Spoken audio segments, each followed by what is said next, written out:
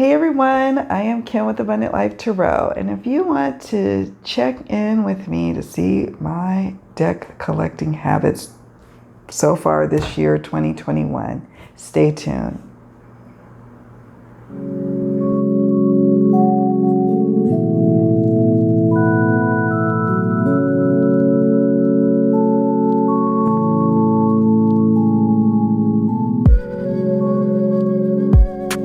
Talk about my deck collection or my deck collecting habits 2021 so far. Yeah, I did a depth year and I'm not going to really go into that. That's not what really this video is about. Yeah, I touch upon it. But yeah, I'm just not really feeling like buying a bunch of new decks. Like I've just not. And I think after creating my course, the choosing your next deck, curating your collection, and employing those techniques that I've put and implemented into that course to teach others, I then, in doing that, ingrained some practices for myself when I'm confronted with a potential new deck that I may be filling. But honestly, it just hasn't been on my radar to really look for new decks. In fact, like the most recent purchase I made was last week for the Sacred Creators Oracle, the mass market, so I could get the little guidebook because I left the original, the indie version guidebook in the States. So I was like, well, I really want to work with this and I really like her guidebook and I don't want to make, I want to use the mass market for client readings and stuff, and so it made sense. And then also the Antique Anatomy Tarot, I left the second edition, the mass market edition that came out that everybody was complaining about, the cardstock. I left that one in the States. I may sell it or gift it at some point to someone else. But I'm planning on getting that deck a replacement because I heard the stock is much better. Not that I was complaining. I'm a riffle shuffler, so I never really complain, and my deck still is in great condition. But, it always made me a little nervous shuffling it because I can be a little rough on cards, and I want to use it. I have different ideas on how I want to use that deck. But other than that, folks, I used to love being the one to get that new indie deck, and now when I do my tarot spreads, I end up like seeing the results of, no, this is not going to be a deck that you're using a lot. This is not even a deck that you're going to really pull off the shelf and appreciate later. So you're about to spend a grip of money and have that deck sit.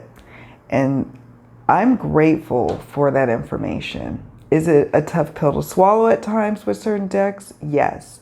Have I missed opportunities on decks, limited edition, first edition decks that have been coming out? Yes. But have I felt bad about it? No. So for me this year, really and truly, this feels more like the depth year than last year. Last year, there was probably a sense of needing a little retail therapy with everything that was going on. But this year really feels like it almost takes 18 months and not a year for a depth year to really kick in and really start to see the effects of doing that process. So if you don't want to do a depth year and you want to maybe look at your collecting habits, maybe look at your shopping habits, maybe look at your collection as a whole, then check out the Choosing Your Next Deck, Curating Your Collection. It is a free course on my website at Abundant Life Tarot Academy. So abundantlifetarot.com, and then click on the tab Abundant Life Tarot Academy and you will see the course there. It's the one course there now, but I'm working on other courses to add in the future. But this course is free. I really encourage you to check it out, if not just for the videos. You don't have to do all of that, the little activities and things, but the videos will help you start to look at your collection in a new light. And I know I look at my collection in a new light. I really just want decks that either they are working decks that I'm pulling and working with on a consistent basis, or if they're collector item decks, they're ones that I want to pull off and admire and touch.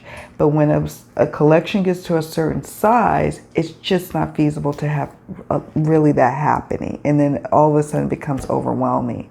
So I still, as many of you know who follow my channel, I have quite a few decks in the United States at my parents' house that I'm going to be going through when I go back there.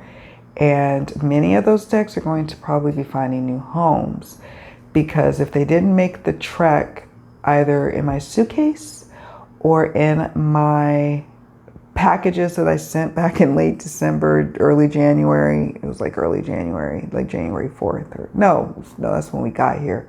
It's like January 2nd or something like that. If it wasn't in those boxes, then I'm not quite sure if these are going to be decks that I really am going to be gravitating to ever. But maybe I will. And so I will be employing my spreads to help me navigate some decisions around some decks. Some decks it's going to be very easy. Some decks are not. But I want to shrink my collection down considerably. And I just, like I said, when I see new decks coming out, I'm like, oh yeah, that's a cool deck. That's a nice looking deck. Wow, I'm sure people are gonna love using that. And I just don't have feelings about it. There's one deck, like I said, that just this past weekend I missed out. It was an indie deck, and it was a limited edition, and there was only a couple left, and you guys probably know which one that is. Maybe you don't, and I'm not gonna say the name. It's not important. But I missed out on it. And after it was like all sold out, I was like, how do I feel? And I was like, I feel at peace, because I've heard rumor that perhaps later in the future, the deck will go into mass production. And then I probably would be like, okay, I'll work with it with the mass market. And then if I really love it, then I will do the reverse of what I normally do, which is get the indie deck first, then get the mass market. Now I'm going to try something different with this one. I'm going to get the mass market, and if I really love it, then if I'm feeling really called to, I will seek out the indie. And I'm kind of looking forward to an adventure and a challenge with my collecting in that regard. But for now, I'm not moved, and it's not anything about or against what the decks that have come out. Like, many of the decks that are coming out now are gorgeous. They're diverse and inclusive. I still see a lot of decks that are not body size diverse. And I don't know, it just kind of bugs me, because I don't know, it just bugs me now. And I know people are like, well, does it ever end with you versus color and, ethnicity? And now it's, now I want an inclusive deck when I work with it, especially if it's taking place in modern times. And there's a couple of decks that I added on my wish list, but what kept me from pulling the trigger for one particular one is a mass market Hay House Oracle deck. It's the Priestess of Light Oracle, I believe. I love Sandra Ann Taylor's decks, by the way. Love her decks. They made the trek, by the way. Love her decks. Love her writing that I could see in the guidebook. The artwork is cool in that deck. The artist did an amazing job. But again, the body sizes. And I just want to see something more diverse with that. So I was like, well, it'll go on my wish list and I'll see how I feel. But I kind of feel like I need to have Sandra's deck. But we'll see. It's something that I can revisit. I haven't done an interview or one of my spreads that I have included in the course, by the way. There's several spreads that'll help you. Several tips on helping you to gain a handle on what your tastes are currently, what kind of decks you gravitate towards, what kind of collection you ultimately want to collect, managing your collection, like tracking the purchases, tracking your wish list, tracking.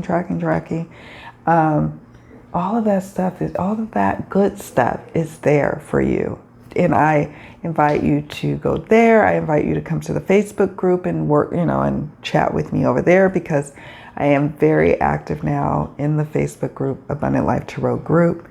You can definitely reach out through there. I don't encourage reaching out via Facebook Messenger to my Facebook page, Abundant Life Tarot Facebook page, not group, page, because there's a lot of messages and then it's hard for me to catch unless it caught my eye on the phone when the message first come in. Otherwise, it's lost.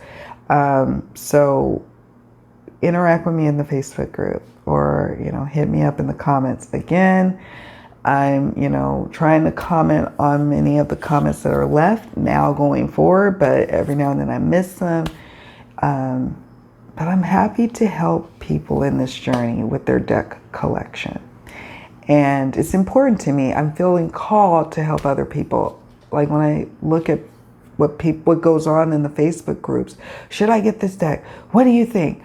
Is this for me? I'm like, you're asking out here about what purchases you should make, when that should be, in my mind, and I don't like to use the word should, but for me, that it should be a thing that's intuitively that you're called to do.